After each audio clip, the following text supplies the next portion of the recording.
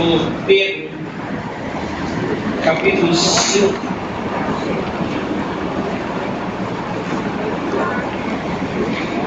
Primeira epístola do apóstolo Pedro, capítulo 5.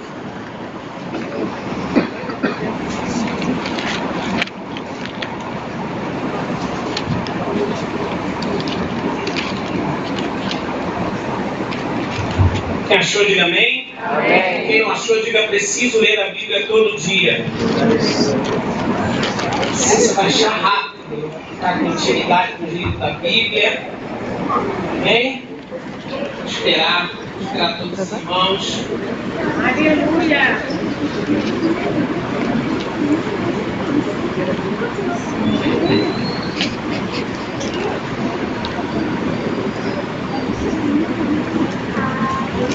Vai lá, perto de Apocalipse, aí vem vindo lá, ó, Judas, 3 João, 2 Epístola de João, 3ª, 1ª, aí vai achar Pedro.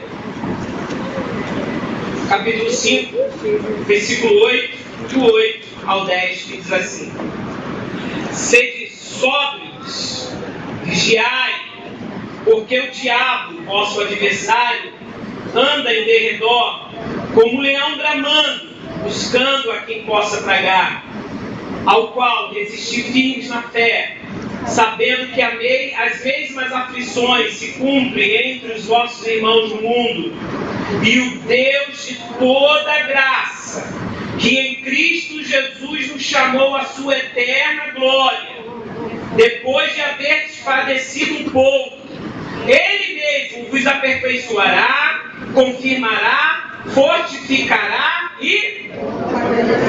Se você crê nisso, sente dando glória a Deus, uma aleluia. Eu escutei um hino da Marilene Santiago, eu vou cantar ele agora. Se você quiser fechar teus olhos, põe a mão no teu coração, esquece teu problema. Eu quero dizer para você que Deus é contigo. Deus, Ele diz que tem zelo por nós. Cada pessoa que está aqui nesta noite, nesta tarde, que prega muito da noite, nesta tarde eu quero garantir para você que Deus é contigo. Deus é fiel.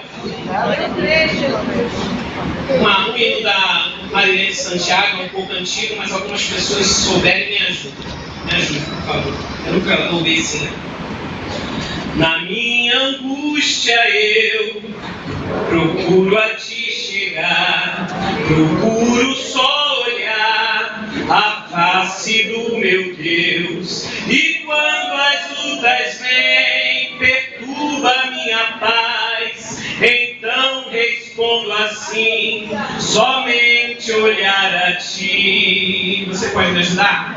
Somente olhar a ti, Senhor. Glória, glória a Deus. Somente olhar a ti, Senhor.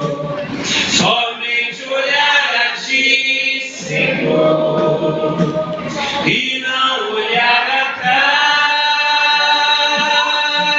Seguir teu caminhar, Senhor. Seguir sem vacilar, Senhor. Aleluia! Prostrado em teu altar, Senhor, e não olhar atrás. O mundo é muito belo, é farto de ilusão, mas isto não traduz pra mim satisfação. Eu olho para o céu, avisto uma luz, propõe então a mim olhar só para Jesus. Nem olhar a ti, Senhor. Somente olhar a ti, Senhor. Somente olhar a ti, Senhor. E não olhar atrás. Seguir teu caminhar, Senhor. Seguir sem vacilar, Senhor. Prostrado em teu altar, Senhor. E não olhar atrás. O que passou, passou, de Cristo agora eu sou. Ele é meu grande amigo e dele também sou. Sua graça me redime, o pobre pecador. Pra mim o céu se abriu, dou glória ao Salvador. Dá glória a Deus, igreja. Glória a Deus, aleluia. Somente olhar a ti, Glória, glória, Senhor. glória. Somente olhar a ti, Senhor. Somente olhar a ti, Senhor. E não olhar atrás. Seguir teu caminhar, Senhor. Seguir sem vacilar, Senhor. Prostrado em teu altar, Senhor. E não olhar atrás. Glória a Deus. Aleluia! Aleluia. Glória a Jesus! E não olhar atrás. Eu sei que a pressão é grande. Né? De acordo com a Bíblia, a tendência é piorar e não melhorar. Eu gosto sempre de repetir isso, porque a repetição é mãe do aprendizado. À medida que aquele grande dia vai se finando, as trevas vão caindo mais e mais sobre a terra, né? Mas Deus nos prometeu estar conosco todos os dias, até a consumação do século. Irmãos, eu quero dizer para vocês que nunca na história da igreja Satanás investiu tanto contra a igreja de Jesus. Olhando no passado, olhando para a história da igreja, nós vemos investida do diabo contra a igreja, mas não como nesse período chamado pós-modernidade. Só para você ter uma ideia, os imperadores romanos investiram pesado contra os crentes, principalmente os Dedê, né? O imperador Décio, né? E outros imperadores. Mas nunca se matou tanto na história da igreja cristã como estão se matando crentes hoje. Isso foi dito por um senador americano. Isso é falado entre alguns jornalistas conservadores, porque os jornalistas socialistas de esquerdas eles não tocam nesse assunto. A CNN, né, ela não toca nesse assunto lá nos Estados Unidos. Estão se matando muito crente no Oriente. Entre no Mídia Sem Máscara, que é um veículo de comunicação confiável, e você vai ver o que os jornalistas ali conservadores dizem sobre isso. Então nunca se matou tanto cristão. Esse é o período do fim, quando a igreja, na minha opinião, devia estar mais alerta, unida, coesa doutrinariamente, e muitos dormem diante de um poder absurdo que Satanás está se erguendo contra os crentes. Aqueles que não gostam de política, principalmente política na igreja, vai ter que ficar atento, porque a perseguição da igreja ela começou uma perseguição política, né? Nero, no ano de 65, ele começou a perseguir a igreja quando ele incendeia Roma e coloca a culpa do incêndio nos cristãos, e a população enfurecida parte para cima dos cristãos. Os cristãos foram um bode expiatório. E no final dos tempos, a perseguição será política. Ora, o livro de Apocalipse fala do anticristo. O anticristo vai fazer o quê? Vai perseguir os crentes. Quem é o anticristo? O anticristo será o homem a qual as nações entregarão todo o poder para ele. Então a igreja vai ter que estar atenta com a ação política, mesmo ela não gostando de política. Você quer ver uma coisa? Na América Latina, durante 15 a 16 anos, a imprensa brasileira ela ocultou o Foro de São Paulo dos brasileiros. O que é o Foro de São Paulo? O Foro de São Paulo, quando o comunismo caiu, em 1991, quando o Muro de Berlim caiu, as repúblicas socialistas soviéticas perderam algumas nações ali no leste europeu. Lula e Fidel Castro levantou o Foro de São Paulo para ergueu uma força esquerdista. O Foro de São Paulo abriga 200 partidos de esquerda. Inicialmente, até as Farc, o MIS chileno, grupos terroristas fizeram parte. E hoje, na América Latina, nós temos 12 países de esquerda. Países de esquerda são partidos que rezam na cartilha marxista, que são ateus e odeiam crentes. Mesmo que a gente não goste de política, essas pessoas estão criando política para atingir a igreja do Senhor Jesus Cristo. Veja o Plano Nacional dos Direitos Humanos 3, promulgado por Fernando Henrique Cardoso, e leia o Plano Nacional dos Direitos Humanos 4, promulgado pelo senhor Luiz Inácio Lula da Silva. Todas as leis que estão ali estão contra a igreja.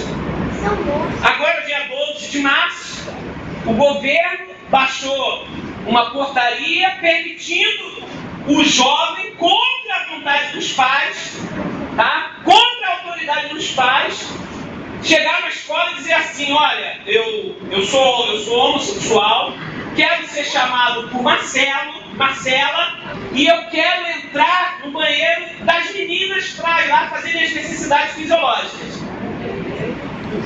Isso é contra quê? Isso é contra os princípios que Deus criou. Nunca, por isso que eu digo, nunca Satanás esteve tão ativo como hoje, matando os cristãos do jeito que ele está, principalmente nas regiões do Iraque, da Síria, da Líbia. Vocês lembram dos 21 mártires na praia da Líbia? Que a praia ficou vermelha de tanto sangue. O diabo, eu quero dizer para a igreja, o diabo ele está ativo. O diabo não dorme 24 horas por dia. E Pedro diz o seguinte: olha, sede sóbrios, vigiai, porque o diabo, vosso adversário, anda ao derredor, bramando, buscando a quem possa tragar. Esta palavra é atemporal. Ela não está presa ao tempo que Pedro escreveu para a sua audiência, para o seu público-alvo. Não! Serve para esses dias. O diabo está ao derredor da tua vida. Então, esse é o período do fim, tá? Muitos dormem diante do poder absurdo que Satanás está erguendo.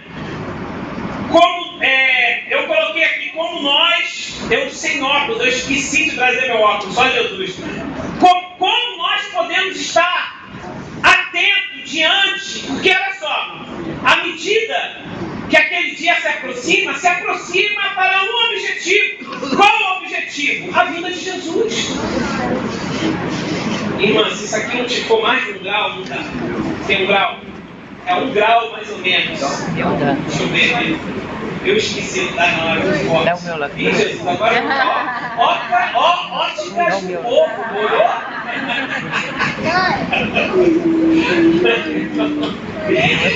Você está entendendo? Eu vou forçar a vista aqui, irmãos.